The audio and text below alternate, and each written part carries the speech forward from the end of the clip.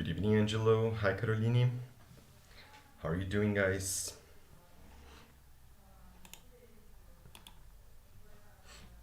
Hey, Lucas. How are you?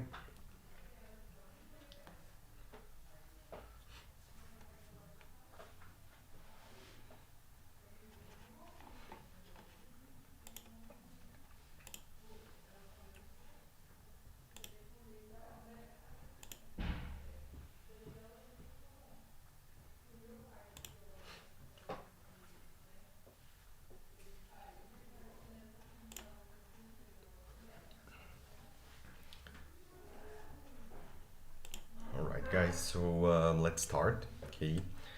So today we're gonna go with Unit 11. Okay. So it's the second to last unit of our material. We are approaching the end of the course, basically. Hello, Alonso. Good evening. And we're going to talk today basically nothing new. It's basically like a review of specifically forming questions and negative sentences in English and how you can express those. Um, so we may start now. Well, so let's go to the 11.1, okay, forming questions. So like I said, it's more like a review because creating questions is something that we learn along an English course. So as you learn, for example, different verbal tenses, present, past, future, present perfect, past perfect. As you go over those steps, you also learn how to make questions using those structures. So when you learn, for example, in an English course, the present, then you learn the do, does, and how to make a question using that verbal conjugation. So this is like a compilation and a review for most of those cases, all right? And of course, you are going to make lots of questions tonight, okay, both here and for the speaking.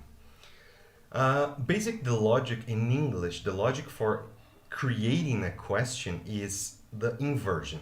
The inversion is necessary in English to create a question.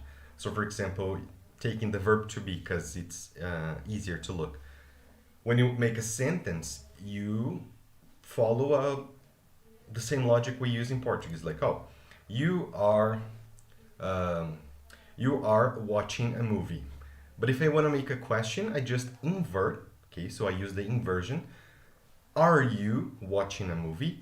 So this inversion is what it's meant here. Okay, this kind of inversion, inverting the auxiliary with the subjects. So this is the classic structure for questions. It doesn't matter what conjugation of verbs or what verbal tense you're intending to use. This is the order. Okay, so for a good, correct question in English, you must follow this order. A question word, if necessary, like where, when, how, these kind of words. An auxiliary verb, so every question in English must take an auxiliary verb, a subject, the person, and the verb. Okay, and if you want to use more words after the verb, it's okay. If you want to complement with adverbs like in the morning, yesterday, last night. So these kind of words, they are like extra. But this structure in blue is the mandatory structure for questions, basically. Hi, Mayara. Hello, Cynthia. Welcome. And there you got some examples. Where'd you go? What are you gonna eat? Who should I call? How are you doing? How have you been? So if you observe, although these questions are all different in different verbal conjugation, the logic is the same. The first word is a question word, where, what, who, how. The second word is the auxiliary, did, are, should, are, have. Okay, each one for a different verbal tense, past, present perfect, modal verbs. The person, you, I, and the verbs, So you must follow this structure if you want a good, proper question in English. You could tattoo these on your arms because this is like a must. Hi, Luciano. Hello, Mariana. How are you? Well, If you don't want like information questions, as we call it, these kind of questions are information questions because you are basically looking for some information. Where, why, who, when, with these words. If you don't have these words, you have basically a yes or no question. You start with the auxiliary, the subject, and the verb. So if I don't use a question word like where, when, how, who, why, I have a question, a yes or no question. Are you going to the party? Yes, no. Could you give me a hand? Yes, no. Do we have to come? Yes, no. So these questions can be answered just with a yes or no answer. Okay. Of course, in a real life situation, it's advisable that you don't stop at the yes or no because it shows, it gives the impression that you don't want to talk. Okay. So if you just go with yes, no, they understand that you don't want to talk. So you're being kind of rude. Okay, you should go at least with the auxiliary. Are you going to the party? Oh, yes, I am. No, I'm not. Could you give me a hand? Yes, of course, sure. Do I have to come? Yes, you do. No, you don't. Okay, this is the most advisable kind of answer you should use. And the subject questions. So subject questions are basically questions that in which you don't have the subject, you don't have the person, and the question is basically asking for this kind of information. So for example, when you use questions like this, in the first example, who went to the bathroom? Okay, so sorry about my dogs. Who went to the bathroom is, I cannot make a classic question like who did and the subject because I don't have the subject. Actually, my question is looking for the subject. So in these cases, you are going to forget about the order that was in the previous slides, and you're going to use the verb conjugated in the question. Okay, so like, who went to the bathroom? And the answer could be, oh, Josh went to the bathroom. So basically, in the answer, you're going to substitute the who for the person that we are asking about. So who went to the bathroom? Josh went to the bathroom. Or the second one, which is a very common question, what happened? What happened? So what happened is basically, I'm looking for the situation that happened. So, oh, an accident happened. Okay, a car crash happened. So notice that I'm using the answer in the position of the subject, which is before the verb and actually conjugating this verb. So who went to the bathroom? Josh went to the bathroom, or he went to the bathroom. What happened? An accident happened. Who is going to make dinner tonight? Oh, Jim is going to make dinner tonight. Okay, so basically what we're doing is just substituting the question word for the answer that we are looking for. What damaged my computer? Oh, water damaged my computer. Who didn't write their essay? I don't know. Pam didn't write her essay. If you're using a negative subject question, you have to use the negative auxiliary. In the last example, it was supposed to be a past question, a question in the past tense. So you use the past auxiliary, did or didn't in this case. Okay. So notice that sometimes if you're trying to create a question and then you put your question word, you put your auxiliary, and then you cannot put the subject because you don't have the subject, probably you are dealing with this kind of example. Subject question, okay? A question that the subject is missing. The subject is the topic of the conversation. Another thing that is very, very common in English is questions with prepositions at the end.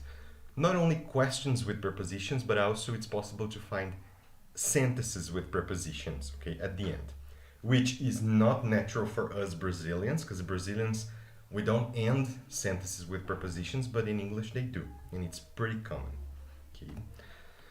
For example, if you think about some answers, or sentences, here we have, she's coming with Jack to the party. I was talking about money with my father. They applied for a visitor's visa. So you can see that here we have a normal sentence, pretty complete. Okay, she's coming with Jack. I was talking about money. They applied for a visitor's visa. You can see that Jack, money, and a visitor's visa, they are the objects of the preposition. So the preposition is there in the first example. The preposition with is there for Jack, and Jack is being supported by the preposition with. So if you want to have like a question that leads to these answers, we could ask preposition questions. So just once again, the prepositions here were with Jack, about money, and for a visitor's visa. And then we could create questions that lead to those answers. Who is she coming to the party with? Okay, so in Portuguese, if you notice, basically we would use the preposition idea in the very beginning of the sentence, of the question. In Portuguese, we would go with com quem ela vem para a festa? This is the tendency in Portuguese. Com quem ela vem para a festa? But in English, who is she coming to the party with?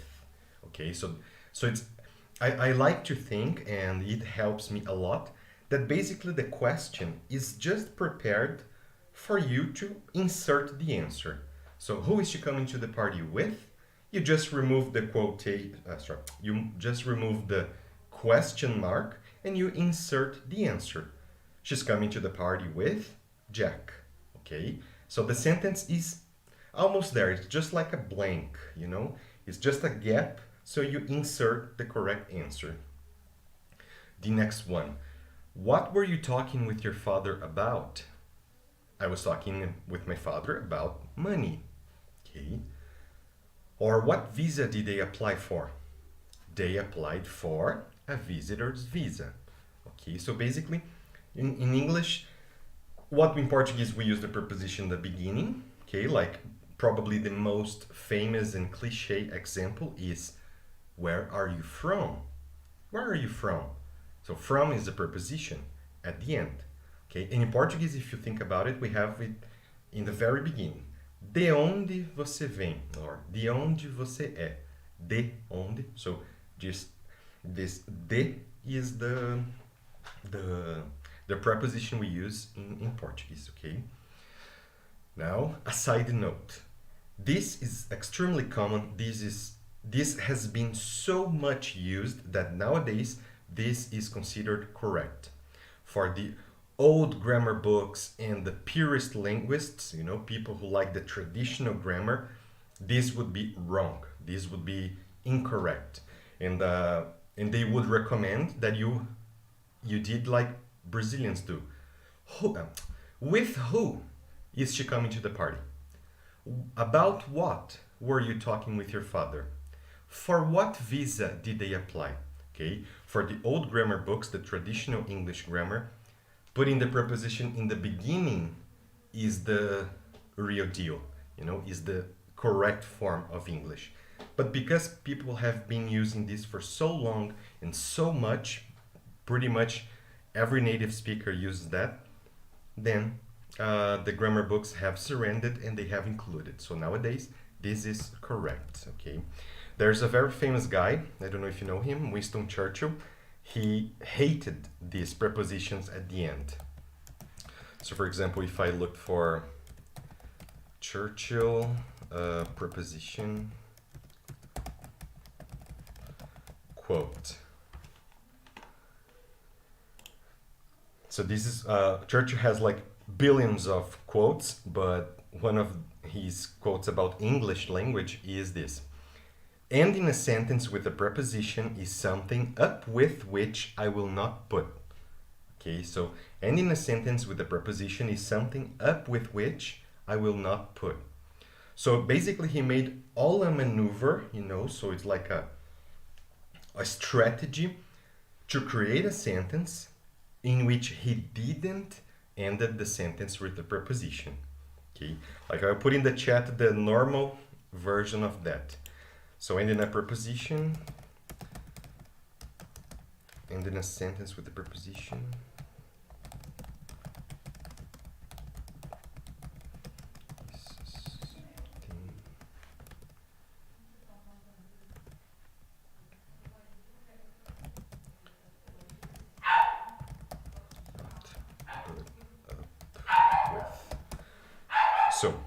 Uh, I have put in the chat the sentence that probably every English speaker would say nowadays. Like ending a sentence with the preposition is something with I will not, something which I will not put up with. Ending a sentence with the preposition with. But because this is not considered like good classic English, Churchill would refuse to do that. So he created a sentence in which he did all of this because of the preposition at the end. Okay. Well, so let's move on. This is just a side note. Next one. Sometimes the preposition will be needed because of the kind of message, you know, for example. In here you have these four question words: when, where, what time, or how. If you have these kind of words, we are not going to use the preposition because they are not needed. Otherwise, with some other question words, specifically what is the most famous, you are going to use the preposition. For example, what day did you start your class on? Because if you remember, the preposition for days is on. So, on what day did you start the class? What day did you start your class on? Okay. But if you use the second example, when did you start your class? You don't need a preposition, okay? Because when is the question word that we use for time. So we don't need to use the preposition. In the first case, we used what day. So then it would be necessary. The third one, where do you live?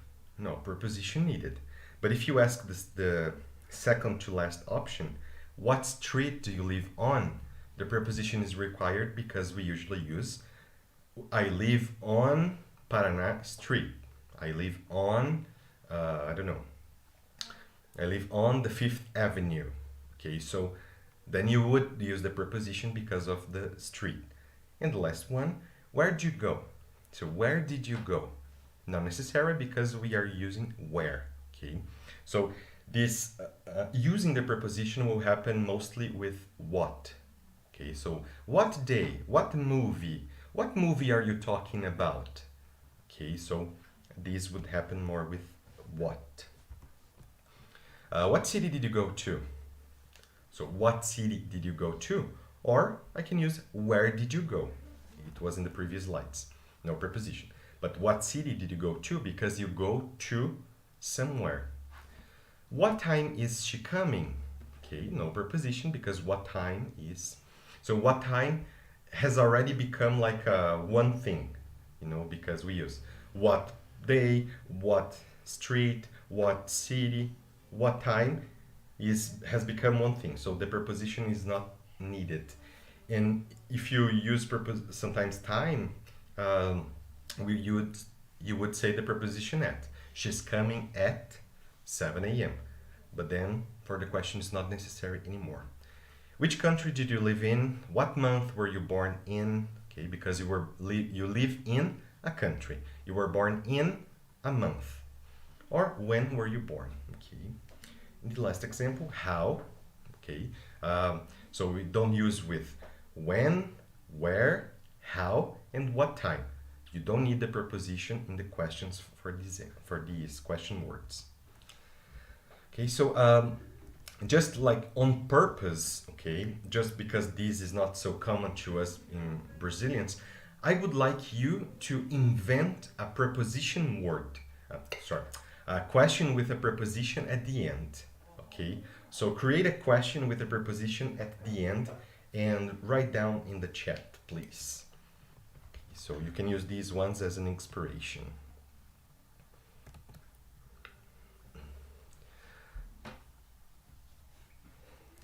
Winston Churchill will hate you after this exercise because I'm asking you to create a question with a preposition at the end, but it's all right. He'll forgive you.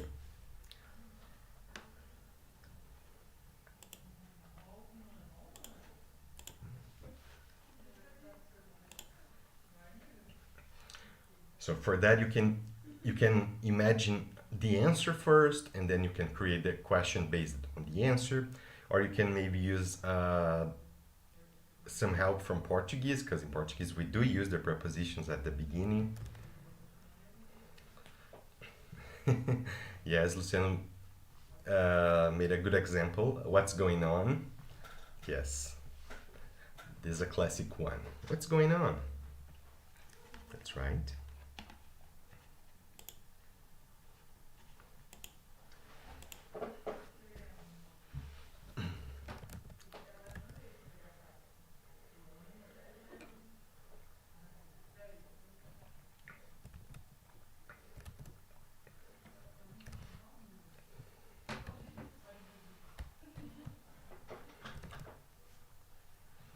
Nothing else, students? No ideas?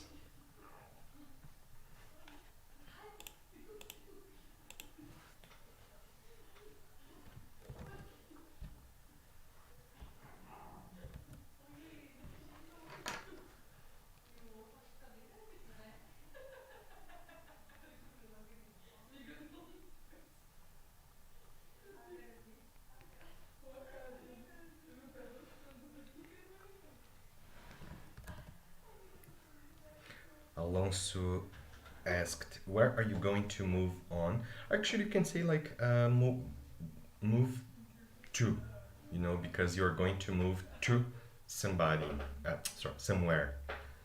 It's like your destination. Mariana said, what internship did he apply for? Good. Renata said, who are you waiting for? Good. Waiting for is another very common combination. Caroline said, what are you looking for? Great. Yes. Phrasal verbs are a great way to use to see this kind of thing happening, the prepositions at the end. Questions.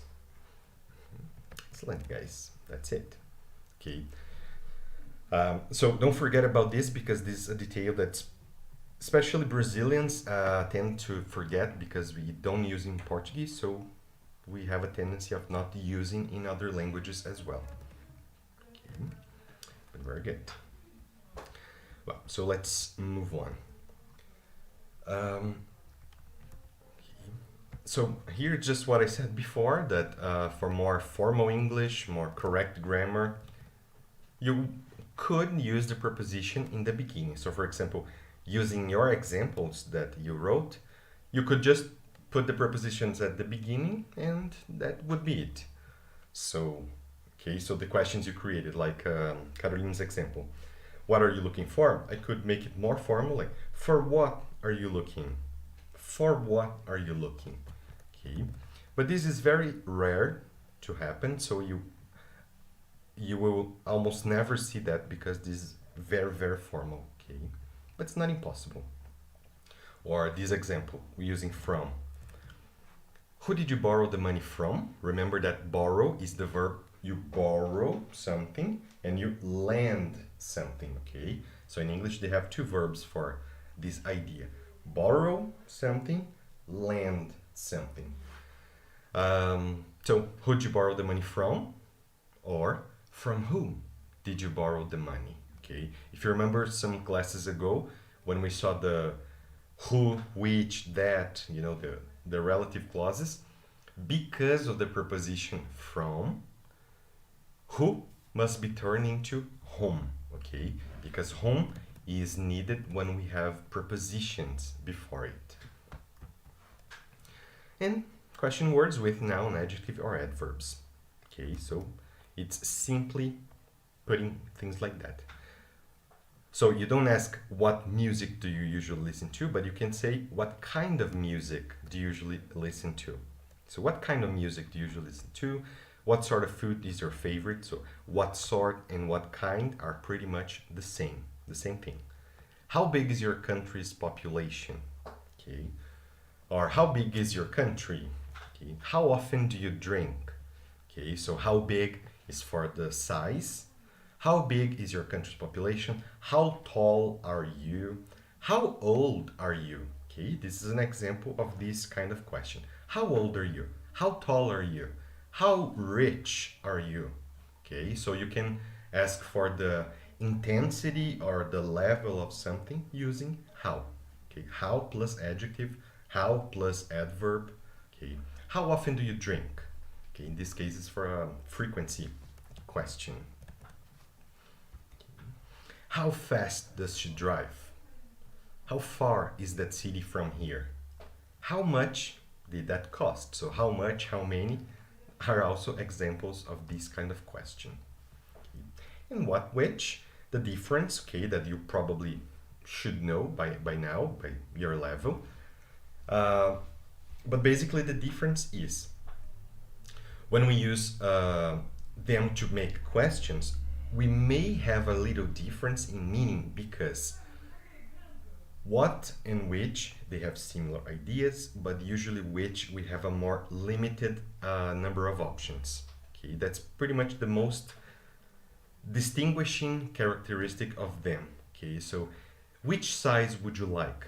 This question might happen with, okay, we have small, medium, large. Which size would you like? Okay, so you have some limited options. Or which country did you visit? This question could be in a, oh, okay, you have visited 10 countries. Oh, interesting. Which countries did you visit? So we have around 1,200 countries in the world, but you have visited 10. So it's a limited number of options. The next one, maybe, what kind of phone do you have? We have like hundreds of models of cell phone. So many options that I may ask, what kind of phone? Or what gym do you work out at? So, oh, in the city we have many gyms. But what gym do you work out at? Okay, because you work out at a specific one. But because of the number of options, it's recommended to say what. Okay. Okay, basically that's it. The difference. And the last part here is basically other ways of asking why. Okay, so why is so common, so popular, but we have at least two other forms that we can ask why. We can use what, blah, blah, blah, for. So instead of saying, why did you do that? You could say, what did you do that for? Okay, so it's a way of ending the sentence with a preposition. What did you do that for? Para que você fez isso? So something like that. Okay, so it's pretty much what we would say in Portuguese, this para que. Então, por que você fez isso? Para que você fez isso? So, this is one way of asking. The second example goes, why are you here? Or what are you here for? Okay, so this is one way. And also we can use how come. Okay, so how come, then there's a little, so why and what for, they are pretty much the same thing. Okay, so just two different ways. But when we use how come, it's usually used for surprise. Okay, maybe good surprise or bad surprise, but it's a kind of a surprise. And when we use how come, you don't need to use the classic question structure. Okay, you don't need. So for example, if you ask like, why did you go to school? Or how come you went to school? Okay, so notice that for how come, I don't need to use did you go. I use the normal, like affirmative sentence. How come you went to school? Examples. Why do you hate tomatoes? Normal, classic question. Why do you hate tomatoes? It's like a neutral question. And how come you hate tomatoes? It's more like, what? I don't believe that. How come you hate tomatoes? Nobody hates tomatoes. How come you hate tomatoes? So it's this kind of feeling that the person will be feeling. You know, it's basically the person's kind of surprised, confused, frustrated. And when we use why, it comes out more naturally or neutral, you know, like, oh, why do you hate tomatoes? Oh, very interesting. Why did you see that movie? Okay, a normal, neutral question. Why did you see that movie? Or how come? How come you saw that movie? Notice again that the classic question, did you see? And how come? You don't use the classic structure. You use the verb conjugated. How come you saw that movie? Okay, so, my gosh, that movie is so bad. It's horrible. It's awful. How come you saw that movie? Okay, so it's this kind of feeling. So this is this kind of different ways to ask for why. They are not so common or popular, but they have their meaning, all right? And asking for descriptions, we have basically using like, okay, it's nothing new, but is using like. Probably the most famous question is, what is the weather like? What's the weather like? It's sunny, it's cold, it's rainy. Okay. So this means I don't know anything about it, so please tell me. Basically, it's like the idea of all the questions, but what is Venezuela like? What is Venezuela like? This kind of question, or what was the party like? What is that soup like? The question doesn't specify about the taste or the weather or the color of something. No, you can literally say about anything. So, like if you have somebody ask you, what is Venezuela like? You may describe some factual information, like, oh, Venezuela is not such a big country. Venezuela has a small population. Or you might say something that's more based on your opinion. Oh, Venezuela is a nice country. Venezuela is an interesting country, a traditional country. Okay, so you can express any kind of answer, facts, opinions, because the question doesn't specify what kind of information you're looking for. And also, sometimes with like, people use a lot the sense verbs, like the basically we have five senses, like our sight, the smell, the taste, the touch, okay, and the hearing. So we have the five senses, and in English it's much more common to use verbs associated with those senses. So for example, if you see something, you can use the verb look. If you eat something, taste. Smell. Listen to, sound and feel. If you touch something, okay. For example, what does he look like? In this case, I'm trying to be a little bit more specific, okay. If I ask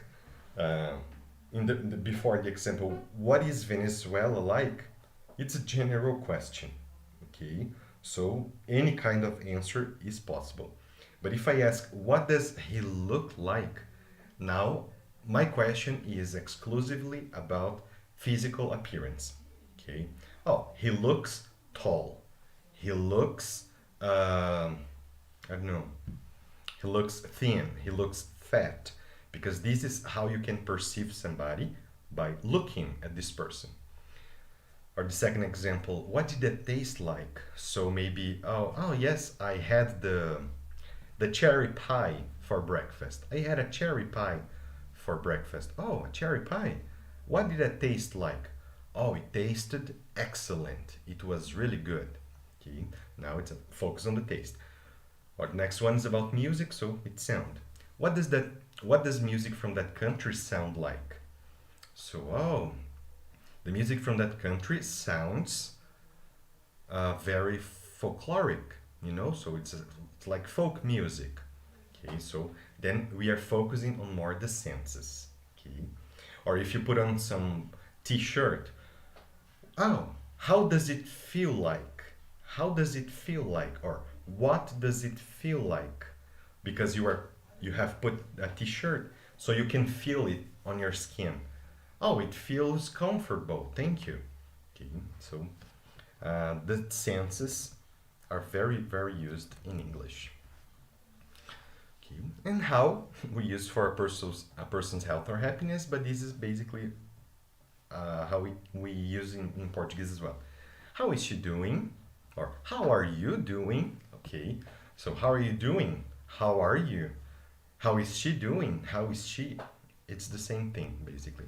How was the movie? Ah, the movie was nice. The movie was boring. How's your mother? How's your food? Oh, the food is great, thanks. Okay, just normal questions. All right. Okay, so basically, this is question formation, okay, that they want to show us. This was the 11.1. Okay, this was the longest part. The other two are shorter. Okay. Well, let's move on now to the part 11.2. So indirect questions and noun clauses. We have already discussed about this in previous units. Okay, so I'm not gonna need to explain so much about that. Indirect questions, basically, it's a question inside another question, if you remember that. And a noun clause, yeah, uma oração substantiva, basically the translation, is when you have an idea inside a bigger idea. So let's see. You can ask like this: do you know my age? Do you know my age? Or do you know how old I am? Okay, do you know how old I am? Basically, here we have a question. How old am I? Would be the normal question. How old am I? Okay, it's a direct question. But then I could say, do you know how old am I? Sorry, do you know how old I am? Okay, so this is an indirect question. Okay, the question here is, do you know? Okay, this is the question part. Okay, but how old I am is inside another question. So probably you remember this from previous units. Or I could say, could you tell me your birthday? Could you tell me your birthday? Or I could say, could you tell me when you were born? So this is an indirect question because I could ask a direct question, when were you born? When were you born? This order, were you born? And in this case, could you tell me when you were born? Okay, so the question is, could you tell me? This is the question part. Do you know the store's location? So do you know the store's location? That's the noun. Location, it's the place, it's the noun. Or I can use a indirect question. So the direct question is, where is the store? The indirect question, do you know where the store is? Okay, so remember that we have to eliminate the question structure in this blue part, okay, because this is not a question anymore. Do you know is the question part. So just contrast the direct and indirect question. Yes, where is he? Where is he? Direct question. Could you tell me where he is? Indirect question. Is it nice outside? So notice the question structure. Is it nice outside? And the indirect question. Do you know if it is nice outside? So is it question? It is not question. Okay. So the question is, do you know? This is the real question. Do you know if it's nice outside? Okay. Right. Okay. Just pointing out the details, okay, about the non-question structure in indirect questions. Like Sean lives in Los Angeles. This is an affirmative sentence, right? Sean lives in Los Angeles. So basically, this is the idea that you must use in indirect question. Do you know where Sean lives? Do you know where Sean lives? Or it's 11 a.m. Or do you know what time it is? Okay. So remember that class I said that Brazilians, they have a strong tendency of making a mistake here because in Portuguese, nothing changes. There's no inversion. And sometimes we don't remember this in English. More examples. She went to the park. Do you know where she went? Do you know where she went? Oh yes, she went to the park. Okay, so just that. And remember that if it's a yes or no question, we usually use if or whether. Okay, so remember that you did some exercise like this some units ago. So is he from Thailand? Do you know if he's from Thailand? Okay, so yes or no question. In Portuguese, notice that it's the same thing. Ele é da Tailândia? Você sabe se ele é da Tailândia? Okay, so this if also shows in Portuguese. Okay. If or whether, it's the same thing. Okay, more examples. Right. And whether or not that we have also discussed, okay. Like, is he coming along with us? Is he coming along with us? Remember that whether gives you the opportunity of using whether or not, or in the second example, whether blah blah blah or not. So, is he coming along with us? Do you know whether or not he's coming with us? This is possible because the question is a yes or no question. So you ask with the yes or no idea. Então você sabe se ele vem ou não vem conosco? Right, just more examples. And just again, remember that subject questions, no inversion. What you saw. So what happened? Or do you remember what happened? Okay, so basically it's the same thing because the original question has no subject, so there's nothing to invert for the indirect question. How many people went to the restaurant with you? Okay, so remember the subject question because it's like, oh, 5 people went to the restaurant with me. Okay, so 5 people went. And the question doesn't have the subject, so how many people went? Could you tell me how many people went to the restaurant with you? And if you remember, the idea for indirect questions is basically politeness, okay?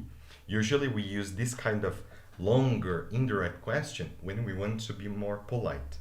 Okay, so with strangers, people you don't know. So, excuse me, sir, do you remember what happened? But if you're close to the person, you know, like friends, family, some kind of relationship, you don't have to be so polite. You can just ask, hey, what happened? Or, hey, how many people went to the restaurant with you? Okay, but if it's not so, maybe like you are being interviewed by a police officer. Excuse me, sir, could you tell me how many people went to the restaurant with you? So it should be more formal. Okay. All right.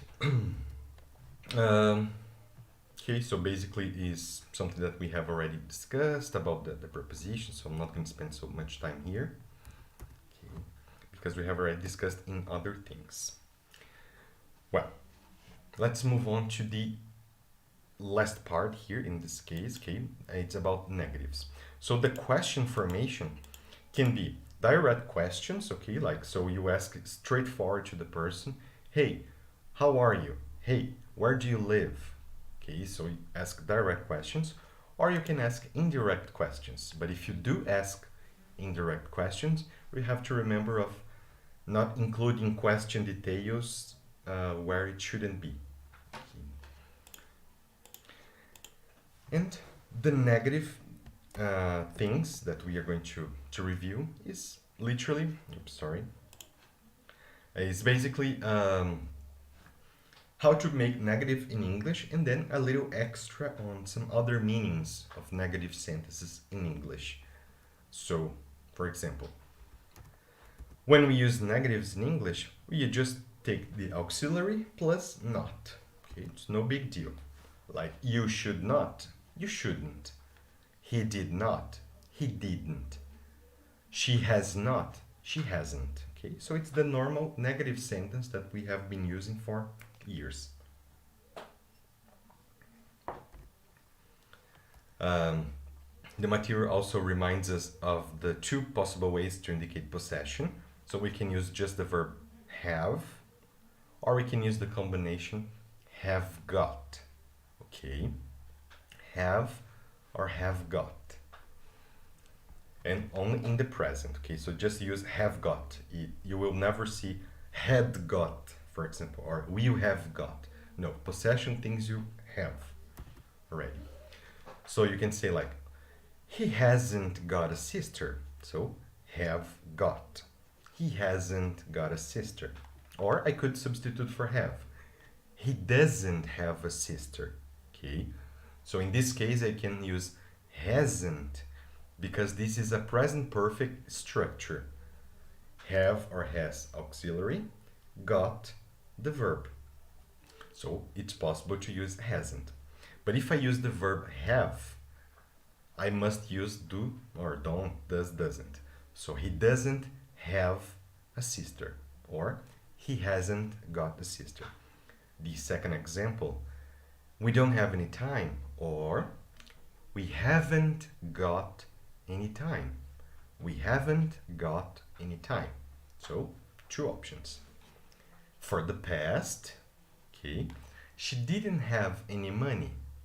So this is the only option. I cannot use have got in this case. She didn't have any money. Okay, so for the first option I have, the first sentence I have two options. Hasn't got or doesn't have. The second option I can use the second sentence two options. We don't have, we haven't got. But for the third sentence, because this is a past idea, the only possibility is have, the verb have. Infinitive and ing forms, we are going to discuss a lot about these two details, infinitive and infinitive and ing forms next week. In the last unit, we are going to discuss about this. But basically, we can also use negative ideas. We are going to remember it next week. Like this, just including the not before. Notice, we asked you not to do that. Okay, so we asked you not to do that. The first verb, ask, is the main verb. Okay, and we can see that, okay, so we asked. It's past and it's affirmative. So the question, the order really happened. We asked you. This is affirmative. We asked you. But what did we ask you? We asked you not to do that. Okay, so the negative idea is not to do. Okay, so the negative is not. So in this case, if you use the negative in the verb ask, it would be a different message, like, oh, we didn't ask you to do that. Okay, so in the first case, I asked. In the second case, we didn't ask. We didn't ask. Okay. In Portuguese, it wouldn't be so different, I guess. Like, nós te pedimos para não fazer isso. Ou seja, houve o pedido. Foi feito o pedido. O pedido é, não faça isso. Diferente de, nós não pedimos para você fazer isso. Okay? Nesse segundo caso, quer dizer que nós não pedimos. Ou nós pedimos para você fazer outra coisa. Alright? So, depends. So we asked you not to do that. She told me not to come. Infinitive, to do, to come. Okay. And with the gerund, the ing, I love not waking up early. Not eating is quite unhealthy. Okay, so the not here is not, it's not contracted because we have no auxiliary to contract. So it's not possible to say don't waking up or don't to do that, isn't. It's not possible to make this contraction. So not remains not. Not to do, not to come, not waking, not eating. Okay. And if you use for these four verbs, is more specifically the think. I guess that think is the most famous here. With these four verbs, think, believe, imagine, suppose, the negative must come with the first verb, not the second. Different from these examples that we use the negative in the second verbs, if you use think, believe, imagine, suppose, the first verb must be negative and not the second. So here we have no and yes examples. I think he isn't here. Yeah, so the message here is, eu acho que ele não está aqui. Eu acho que ele não está aqui. So you should say, I don't think he's here. Okay? And not the first option. Because the verb think. The second example. I believe he didn't tell me the truth. No, it's not the correct option. You should say, I don't believe he told me the truth. Okay? I don't believe he told me the truth. So think, believe, suppose. Okay, so the correct form is the second. She doesn't suppose he'll come tonight. Ela acha que ele não vem hoje à noite. She doesn't suppose he'll come tonight. Or the verb imagine. So think, believe, suppose, imagine. The correct form, you don't imagine you will ever speak English perfectly. Então, você imagina, você acha que nunca vai falar inglês perfeitamente. Okay, so notice that in Portuguese we use the second verb in the negative. Okay, but in English, think, believe, suppose, imagine. And in short answers, the following expressions are common, and this is probably more important, these expressions, okay? So, and be very, very careful, because in Portuguese we use acho que sim, acho que não, espero que sim, espero que não. We use the words sim e não, but in English we don't use these words. So you should use I think so, I don't think so. I believe so, I don't believe so. I suppose so, I guess so. Okay. I hope so, I think not, I hope not. Okay, so this is extremely common, especially in spoken English, right? So when you're having a conversation, hey, are you coming to the party tonight? I think so. Do you know if she is coming to the party tonight? I hope so, or I hope not. Okay, so it doesn't matter the question, present, past, future, whatever. I hope so, I hope not. I think so, I don't think so.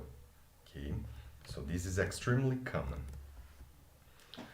And for following the negative things, negative questions are also very popular, but usually ask negative questions with some intention behind. It's not a real question. It's not that I am curious to know the answer. No, I have some intention and then I ask a negative question. We can use it for surprise, suggestions, persuasion, frustration. For example, aren't you from Mexico? Okay, so aren't you from Mexico? This is not a real question like, hi, hello, are you from Mexico, please? So it's not a real question. This has some intention behind. Maybe, for example, you see somebody that isn't, you thought the person was from Mexico, but the person was not from Mexico. Oh, really? Oh my gosh. Aren't you from Mexico? I thought you were from Mexico. Okay, so a surprise. Or don't you think you should go? Don't you think we should go? Okay, so maybe you expect the answer to be yes, that the material says, but it depends a lot on the context. Okay, sometimes it's just because of the surprise or the suggestion, persuasion. Or wouldn't it be nice to live here? Okay, so maybe you go to a neighborhood and the neighborhood is extremely beautiful. All the houses are beautiful. The people are nice, friendly. And wouldn't it be nice to live here? Of course it would be nice. Of course the answer is yes. But the person asks a negative question just for some confirmation. Like, oh, wouldn't it be nice? So the idea is, I believe this is nice. Wouldn't it be nice? Okay. Or the next one. Can't you see that I'm studying? Go away. Can't you see that I'm studying? So this is not a real question about the person's ability to see things and people. No, this is just like a frustration question.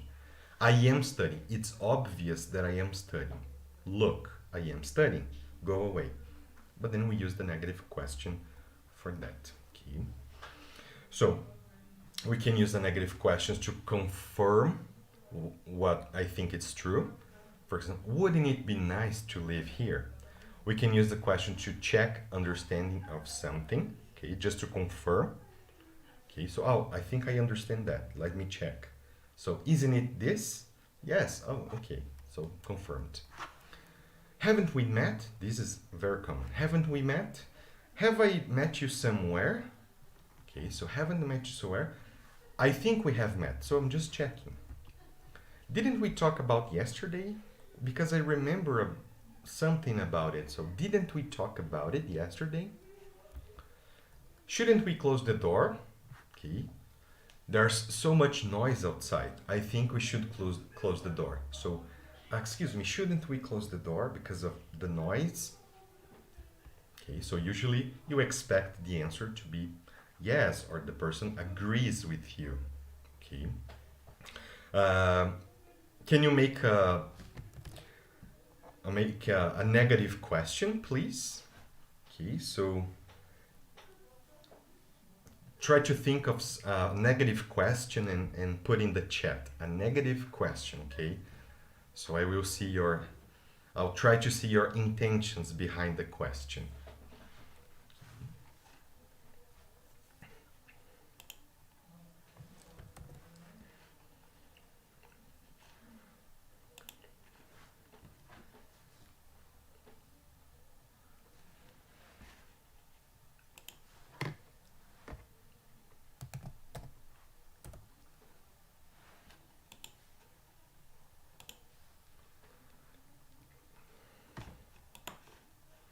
I'm gonna, while you're planning, I think I'm gonna put my example in the chat.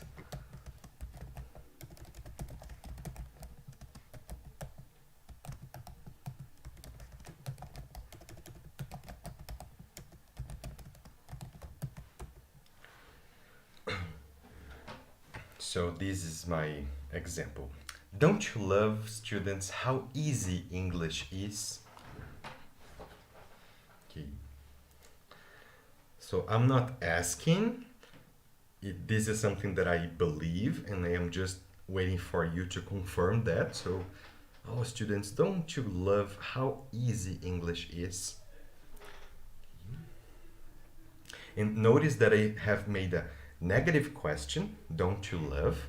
And I use it an indirect question, how easy English is. Okay, so you can see that I ended with this is because I'm using like a question or a sentence inside a question. And where are your examples?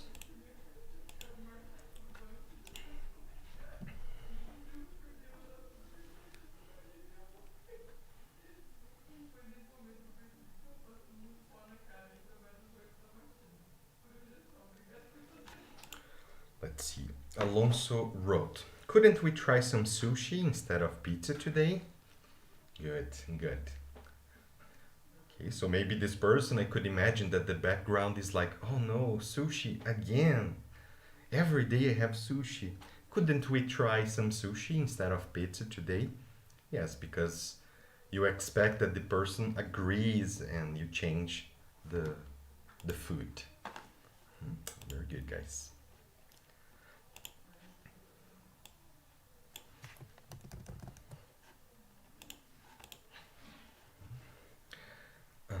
Mayara said, don't you think this song is too loud? Right, that's right.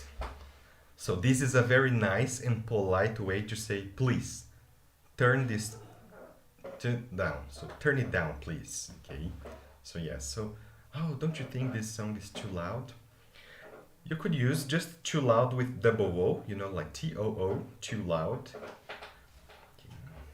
But that's it, guys. Okay. So, probably this is the most different thing that we saw tonight. These negative questions to show some intention, you know, and then when you use your negative questions, you